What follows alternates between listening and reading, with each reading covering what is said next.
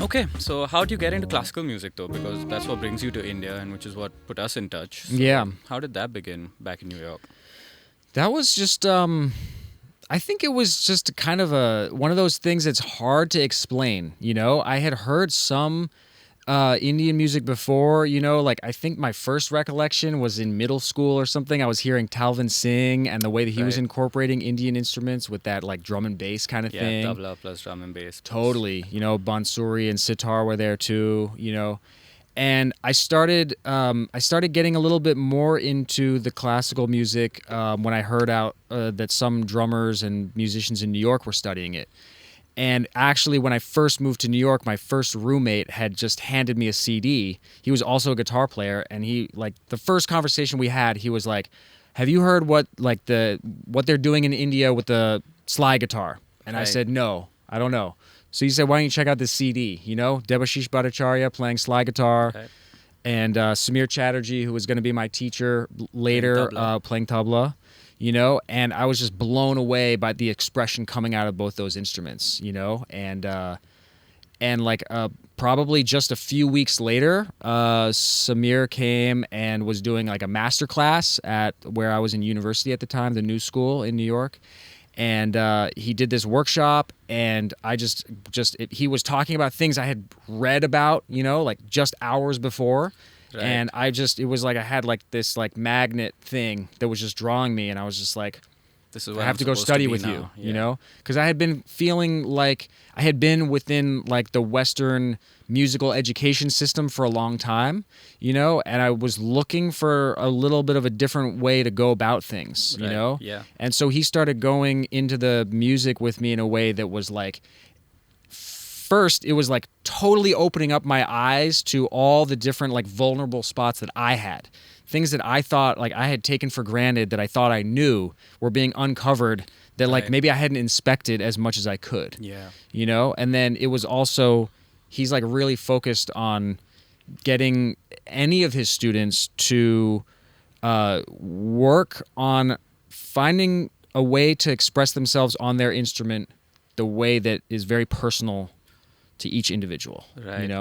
So when I started doing that, plus studying raga with him, tala, and working on these melodic and rhythmic elements through there, I started to find that there was another way of practicing that I hadn't been exposed to before, Okay. Before in jazz and Western classical type thing, I felt there was a lot of focusing on creating some kind of product or something like that. It was like you work on this piece and then you finish that and then you move on to another thing.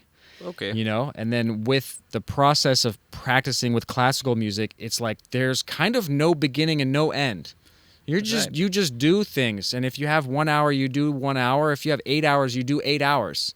And then even going from there into the concert setting, what you're doing in the concert is basically the same kind of thing that you would have been practicing anyway. Right. So it becomes this kind of like meditative thread Over years that goes and- through, over years, goes throughout every day and connecting each day to the point where I start thinking when I wake up, like, oh, I want to go practice because that's the thing that's connecting me to what I was Right. doing the day before. Was that not? Do you not see a parallel now that you know of this concept? Do you not see a parallel with, say, a Western education, as instead of thinking of it as one specific piece followed by the next one, just take it as one big learning session where every piece that you do is adding to your vocabulary anyway, and maybe not put an emphasis on performing that piece once you've learned it, but just take what you can get from it and then move on to the next one to learn something else. Absolutely. Yeah. Yeah, that even, whenever I have like even something that has a deadline, like I join a new band or something and I have 20 tunes that I need to learn in a few weeks or something. Yeah. There's something that I can learn from all those things that I take with me into the next scenario. Yeah. Right. And the larger You know, vocabulary you have, it just kind of speeds up that learning process because you've heard it all once before. Yeah. Uh, Yeah, more perspectives, finding out all the different ways that you can express music, all Yeah. these different ways that little people talk to each other through music, you Yeah. know? Definitely. And then the more familiar you are with it, the more you can maybe try to understand what's happening in real time. Yeah. So another very interesting question that I wanted to ask you, do you think you wouldn't have found or made an effort to find a unique voice if you were restricted to just learning Western music, or in that system, does it prohibit you from finding your voice? It is an interesting question. Yeah. I don't know. I don't really know if I can answer that really directly though, because I don't know.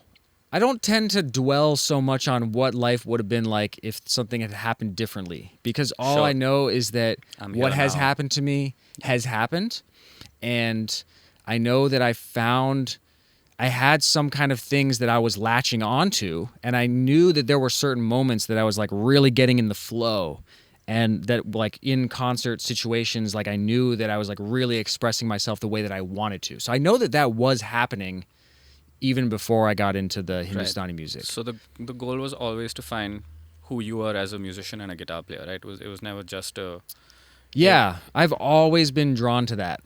I've never been, I definitely will play along with recordings and I'll Yeah. learn different styles and stuff, but for some reason I've never been really that drawn to specifically following one other person's sound or something. That's just been something that like at times I've like agonized with and like tried to like not be like that, but Yeah. for some reason I've always just been like And I trying to think find that voice. I think the results are pretty special.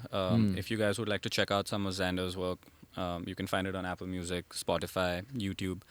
A couple of albums are out there already, and I think we're expecting another one sometime later this year. Yeah, there's a bunch more tracks that are going to be released over the next year, and Definitely, and eventually- just some of the way you play the voicings that you have, you use a lot of two-note harmony through in your guitar playing, which most people just don't do.